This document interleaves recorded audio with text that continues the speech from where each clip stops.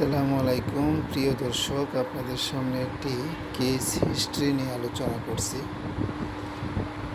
এই রোগীটি আমার কাছে কিছুদিন আগে আসছিল সেক্সুয়াল উইকনেস নিয়ে।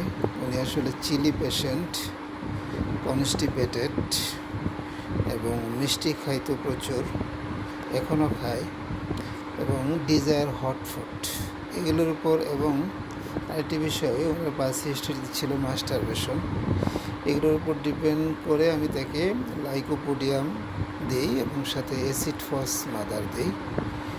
তো এইগুলি খেয়ে উনি এখন আগের চেয়ে অনেক ইমপ্রুভড। ওটা রোগীর মুখ থেকে শুনব। এখন আপনার কী অবস্থা আগের চেয়ে? কতটুক? স্বাভাবিক, ভালো। এখন আগের চেয়ে অনেকটা কমছে, অর্ধেক মানে হয়েছে না? আগে কি আপনার কোনো ডিপ্রেশন ছিল? না, দুশ্চিন্তা ছিল?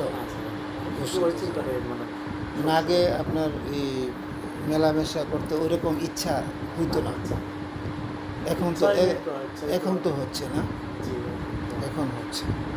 তো ওষুধ খাওয়ার পর এখন আপনার কী অবস্থা, কেমন লাগতেছে আগের চেয়ে? ভালো লাগছে। আগের চেয়ে ভালো লাগতেছে। ঠিক আছে, আসসালামু আলাইকুম।